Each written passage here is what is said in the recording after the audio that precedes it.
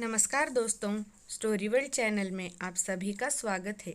आज की कहानी का नाम है मन का बोझ। आइए सुनते हैं कहानी को। डॉक्टर निशा खाना खाकर सोने की तैयारी कर ही रही थी कि पति डॉक्टर आशीष का फ़ोन आया। पति ने कहा, निशा जल्दी हॉस्पिटल आ जाओ, एक हार्ट पेशेंट आया है, उसकी हालत बहुत नाजुक है। निशा बोली, मुझे नींद आ रही है, आप ये केस डॉक्टर दिव्या को दे दो। डॉक्टर आशीष ने कहा, अरे यार, दिव्या अभी कच्ची है, तुम्हें ही आना पड़ेगा। और सुनो, ये पेशेंट तुम्हारे पीहर का है। निशा बोली, पीहर का है? ज़रा नाम बताना। आशीष बोला, शायद प्रवीण है। प्रवीण नाम सुनते ही डॉक्टर निशा का दिल ज़ोर से उछला, इतना ज़ोर से कि पति आशीष अगर पास में होता तो उसे भी दिख जाता। फ़ोन में आशीष की आवाज़ आई, पहचानती हो? वो बोली, नाम सुना सुना सा लग रहा है, आकर देखती हूँ। इतना कहकर उसने फ़ोन काट दिया। डॉक्टर निशा जल्दी से कपड़े बदलकर गाड़ी में बैठकर हॉस्पिटल के लिए निकल गई। उसके दिल के भीतर उथल फुथल मची हुई थी। वो ये सोच रही थी कि प्रवीण तो गांव में एक ही है, उसका पहला प्यार, मगर अचानक से उसे क्या हो गया है और वो मेरे हॉस्पिटल में कैसे आया है?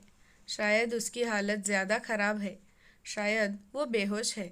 अगर होश में होता तो यहाँ ना आता। 5 महीने पहले गांव गई थी, तब उसे देखा था, ठीक ही लग रहा था। भैंसों को लेकर खेत में जा रहा था। लोग कहते हैं आजकल और ज़्यादा पीने लगा है। गाड़ी के एक्सेलरेटर पर खुद ब खुद निशा के पैर का दबाव बढ़ता ही जा रहा था। अचानक उसे एहसास हुआ कि गाड़ी स्पीड लिमिट से ज़्यादा है। फिर वो सचेत होकर गाड़ी चलाने लगी। प्रवीण के साथ उसका बचपन बीता था, उसके साथ खेलते पढ़ते बड़ी हुई थी वो। 12वीं तक दोनों साथ पढ़े थे, मगर दोनों को एक दूसरे से प्यार बचपन से ही हो गया था। दोनों ने एक साथ जीने मरने की कस्में खाई थी, बहुत सारे सपने भी देखे थे। वो गांव का सबसे सुंदर लड़का था, लंबा कद, चौड़े कंधे, हाथी जैसा शरीर। स्कूल में हर लड़की उस पर मरती थी, उससे बात करने के लिए तरसती थी, मगर वो तो सिर्फ उसी का था, किसी और की तरफ देखता ही नहीं था। प्रवीण और उसकी जाति एक थी, गोत्र अलग था, इसलिए उनकी शादी भी हो सकती थी। सब कुछ ठीक ही चल रहा था कि निशा का पीएमटी में सिलेक्शन हो गया था और वो डॉक्टर बनने गांव से बहुत दूर चली गई थी। उधर प्रवीण ग्रेजुएशन करने के बाद कंपटीशन की तैयारी में लग गया था। उस समय फ़ोन नहीं थे, इस कारण बातें भी नहीं हो पाती थी। दूरियों का ये परिणाम हुआ कि निशा के जीवन में कोई और आ गया था। आशीष उसी के साथ डॉक्टरी कर रहा था। वो बहुत अमीर था, उसके पिता का बड़ा अस्पताल था। वो पैसों को पानी की तरह बहाता था। आशीष को निशा की सुंदरता भा गई थी, उस पर मर मिटा था वो, उसके पीछे ही पड़ गया था। धीरे धीरे वो आशीष की होती गई। अस्पताल में पहुंचते ही निशा जब अपने कपड़े बदलने के लिए कैबिन में गई तो रास्ते में आशीष मिल गया। बोला, वो अभी बेहोश है, सांसें चल रही है उसकी, उसके साथ सिर्फ एक बुढ़िया है। करीब का जान पड़ता है तुम्हारे, वो तुम्हारे पीहर का था, इसीलिए एडमिट कर लिया, जाकर संभाल लो। वो जब इमरजेंसी वार्ड के सामने पहुंची तो देखा इनकी माँ उदासी केबिन के बाहर बैठी हुई थी। निशा को देखते ही बोली, बेटा बचा लो उसे, गांव के सरकारी अस्पताल के डॉक्टरों ने हाथ खड़े कर दिए हैं, वो कह रहे हैं किसी बड़े हॉस्पिटल में ले जाओ। मेरे पास पैसे नहीं थे, इसीलिए तुम्हारे यहाँ ले आई। निशा प्रवीण की माँ से बोली, काकी आप चिंता मत कीजिए, मैं हूँ ना, मैं देख लूँगी।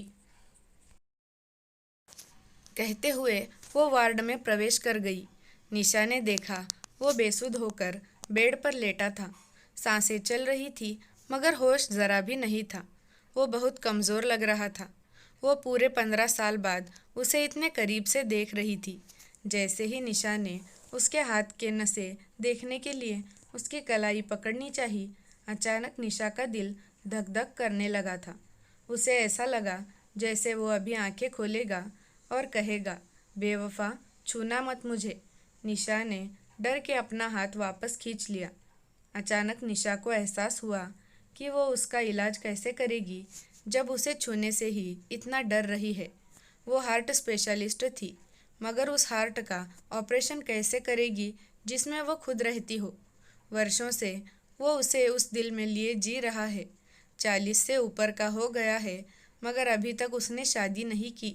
शायद वो उसे भुला ही नहीं पाया था। नर्स ने प्रवीण की सारी रिपोर्ट निशा के हाथ में थमा दी। वो पागलों की तरह उसकी रिपोर्ट देखने लगी। जैसे जैसे रिपोर्ट देख रही थी, उसकी आंखों से आंसू बहने लगे थे। उसकी हालत बहुत नाजुक थी। धमनियों में कहीं जगह रक्त के थक्के जमे हुए थे। निशा को याद आया कि जब उसका पीएमटी में सिलेक्शन हुआ था और जब वो आखिरी बार प्रवीण से गले मिली थी, तब उसने प्रवीण से पूछा था, तुम्हारा दिल इतना तेज क्यों धड़क रहा है? तब वो मुस्कुराते हुए बोला था, जब दो जन एक ही दिल में रहते हों तब धड़कन ऐसे ही तेज चलती है पगली। मैं इस दिल में अकेला थोड़े ही रहता हूँ, साथ में तू भी तो रहती है। तो वो आगे बोला था, यकीन ना हो तो जब डॉक्टर बन जाओ तब इसे चीर कर देखना। इसमें सिर्फ तू ही मिलेगी। ताउम्र तुझे ही चाहूँगा। जब तक सांसें चलेगी तब तक तू इस दिल से नहीं निकल सकती। जब निशा को लगा वो अपनी रुलाई नहीं रोक पाएगी, तो वो दौड़कर वॉशरूम में चली गई, क्योंकि वार्ड में नर्स भी थी। वो वॉशरूम में जाकर मुंह पर हाथ रखकर रोने लगी। आज उसकी आत्मा ने उसे इस कदर कमज़ोर कर दिया था कि वो खुद को संभाल ही नहीं पा रही थी। निशा को इतनी तकलीफ़ तब भी नहीं हुई थी जब उसकी शादी की खबर सुनकर उससे मिलने आया था। आते ही बोला था, मैं जानता हूँ मैं तुम्हारे लायक नहीं हूँ। मैंने बहुत कोशिश की, मगर नौकरी नहीं लग पाया। एक डॉक्टर के साथ एक बेरोज़गार की जोड़ी नहीं जमेगी। इसीलिए तू दिल पर किसी तरह का बोझ मत रखना। मैं भी तुझे जल्दी ही बुला दूंगा। इसके बाद और रुका नहीं था। बिना जवाब सुने ही वो चला गया था। उसके बाद वो उसे भूल गई थी। उसे बहुत कम याद आता था वो। फिर भी निशा को लगता था जैसे दिल पर कोई बोझ रखा हुआ हो। उसने बहुत कोशिश की, मगर तन्हाइयों में वो बोझ बढ़ता ही जाया करता था। और आज तो उसकी हालत बहुत बुरी हो रही थी। वो जितना बढ़ गया था कि वो संभाल ही नहीं पा रही थी। निशा ने आंसू पोंछे, फिर दिल कड़ा करके वो वॉशरूम से बाहर आई और एक फ़ोन मिलाया। उधर से आवाज़ आई, हाँ डॉक्टर निशा, बोलिए, कैसे याद किया? वो बोली, डॉक्टर, हॉस्पिटल में हार्ट पेशेंट आया है। रिपोर्ट देखने के बाद मुझे समझ में नहीं आ रहा इलाज कहाँ से शुरू करूँ। इसीलिए प्लीज़ अभी आप चले आइए। ये केस मैं आपको सौंपना चाहती हूँ। डॉक्टर ने कहा, अभी आता हूँ। इसके बाद वो कुर्सी पर पसर गई। आज उसके समझ में आ गया कि इंसान चाहकर भी अतीत से पीछा नहीं छुड़ा सकता। एक दिन वो विकराल रूप धारण करके उसके सामने आकर खड़ा हो ही जाता है। दूसरे डॉक्टर आ गए थे। प्रवीण का इलाज अब शुरू हो गया था। वो थोड़ी रिलैक्स हो गई थी, क्योंकि वो जानती थी कि वो डॉक्टर उससे बहुत ज़्यादा अनुभवी डॉक्टर है। आशीष घर चला गया। ऑफिस में बैठकर वो आज उसकी आंखों में नींद कहीं भी नहीं थी, क्योंकि दिल पर बोझ इतना बढ़ता जा रहा था। वो बहुत जिसे वो वर्षों से ढोए जा रही थी। आज उसकी आत्मा उसे कचोट रही थी कि पिछले 15 सालों से वो खुश होते हुए भी खुशी से जी नहीं पाई थी। प्रवीण कह गया था कि दिल पर बोझ मत रखना, फिर भी बोझ कभी हटा ही नहीं। काश वो शादी करके अपना घर बसा लेता, तो शायद वो इतना नहीं रहता। रात के 12 बजे डॉक्टर ने बताया कि पेशेंट की हालत क्रिटिकल है। उसे होश तो आ गया है, मगर अगला अटैक कब आ जाए कहा नहीं जा सकता। डॉक्टर निशा ने बहुत कोशिश की, मगर खुद को प्रवीण से मिलने से रोक नहीं पाई। वो दौड़ते हुए उसके वार्ड में जा पहुंची। वार्ड में उसके सिवा कोई नहीं था, ना किसी काम से बाहर गई हुई थी। डॉक्टर ने रेस्ट रूम में जाकर सो गए थे। वो जैसे ही उसके सामने गई, प्रवीण उसे एकटक देखने लगा।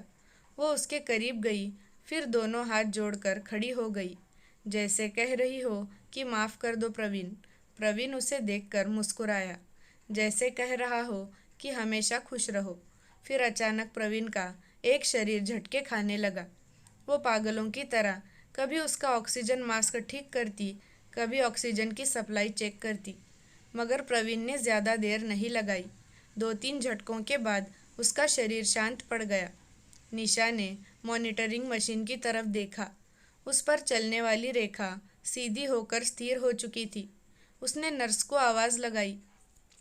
वो दौड़कर डॉक्टर को भी बुला लाई। सब मिलकर आखिरी कोशिश करने लगे, मगर कोई फ़ायदा नहीं हुआ, क्योंकि वो अब जा चुका था। दूसरे दिन प्रवीण के भाई आ गए थे। उसकी डेड बॉडी को ले गए। जीते जी उन्होंने भाई की कोई कदर नहीं की। शराबी और आवारा समझकर अलग कर दिया था, मगर मरने के बाद उसका अंतिम क्रियाकर्म उन्होंने पूरी विधि विधान से किया। डॉक्टर निशा भी उसकी अंतिम यात्रा में शामिल हुई, यही सोचकर कि अब तो वो चला गया है, शायद उसके दिल का बोझ अब कम हो जाए। मगर डॉक्टर निशा के दिल का बोझ ज़रा भी कम नहीं हुआ। दिन ब दिन वो बढ़ता ही जा रहा है। उसने कई जगह जांच कराई, सारी रिपोर्ट पॉजिटिव आती है, मगर फिर भी उसे लगता है जैसे दिल पर एक पत्थर सा रखा हुआ है, जो तन्हाइयों में उसकी सांसें रोकने लगता है।